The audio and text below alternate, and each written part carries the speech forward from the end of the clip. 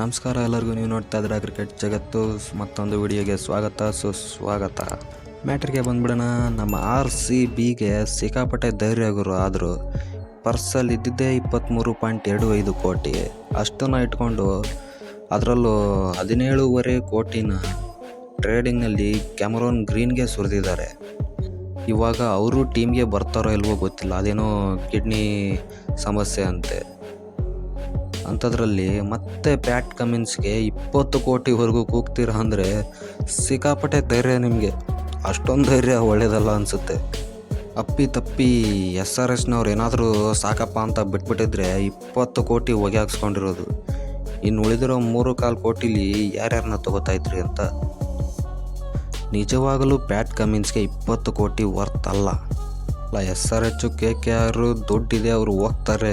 ನಿಮ್ಮ ಹತ್ರ ಎಷ್ಟು ದುಡ್ಡಿದೆ ಅಂತ ನೀವು ಅಷ್ಟು ಕೋಟಿವರೆಗೂ ಹೋಗಿದ್ರಿ ಅಂತ.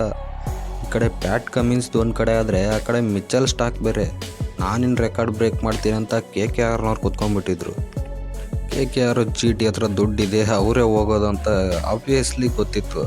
ಹಂಗೆ ಹೋದರೂ ಕೂಡ KKRನಂತರೂ ಬಿಡಲೇ ಇಲ್ಲ. 24.75 ಕೋಟಿಗೆ ಮಿಚೆಲ್ ಸ್ಟಾರ್ಕ್ನ ತೊಗೊಂಡಿದ್ದು. ಸೀರಿಯಸ್ಲಿ, ಒಬ್ಬ ಬೌಲರ್ಗೆ 24.75 ಕೋಟಿ. ಅವರು ಎಷ್ಟೇ ದೊಡ್ಡ ಬೌಲರ್ ಆಗಲಿ 24 ಕೋಟಿ. ಇನ್ನು 1/4 ಕೋಟಿ ಹಾಕಿದರೆ 25 ಕೋಟಿನೇ ಆಗೋಗಿರೋದು. ಅವರು ಎಷ್ಟೇ ದೊಡ್ಡ ಬೌಲರ್ ಆಗಿದ್ರು ಬಂದು ಮ್ಯಾಚಲ್ಲಿ ಹಾಕೋದು 4 ಓವರ್ ಮಾತ್ರ. 4 ಓವರ್ ಹಾಕೋಕ್ಕೆ 25 ಕೋಟಿ.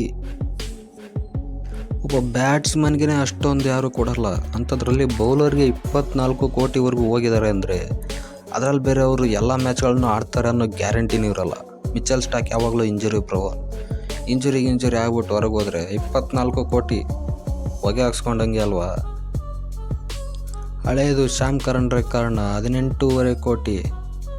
ಈ ಕಡೆ ಪ್ಯಾಟ್ ಕಮಿನ್ಸ್ ಬ್ರೇಕ್ ಮಾಡಿದ್ರು 20 ಕೋಟಿಗೆ ಅಂತ ಅನ್ಕೋತಾ ಇದ್ರೆ ಇನ್ನು ಸ್ವಲ್ಪ ಹೊತ್ತಲ್ಲೇ ಮಿಚೆಲ್ ಸ್ಟಾರ್ಕ್ ಬಂದು ಆ ರೆಕಾರ್ಡ್ನು ಬ್ರೇಕ್ ಮಾಡ್ತಾರೆ. 24 ಕೋಟಿ ಹೋಗ್ಲಿ ಬಿಡಿ. ಅಂತೂ ಇಂತೂ ಆ್ಯಕ್ಷನಲ್ಲಿ ತೊಗೊಂಡಿದ್ದೆಲ್ಲ ಆಯ್ತಲ್ಲ. RCB ಬ್ಯಾಟಿಂಗ್ ಲೈನಪ್ ಬಗ್ಗೆ ಒಂದು ವಿಡಿಯೋ ಮಾಡಿದ್ದೆ. ಇವಾಗ ಬೌಲಿಂಗ್ ಲೈನಪ್ ಹೇಗಿದೆ, ಆಕ್ಷನ್ ಎಲ್ಲ ಆದಮೇಲೆ ಅಂತ ಒಂದು ವಿಡಿಯೋ ಮಾಡ್ತೀನಿ. ಅಪರೂಪಕ್ಕೆ ಕನ್ನಡದಲ್ಲಿ ಮಾಹಿತಿಯನ್ನು ಕೇಳಿದ್ದಕ್ಕೆ ಕನ್ನಡಿಗರ ಪರವಾಗಿ ತಮಗೆ ವಂದನೆಗಳು.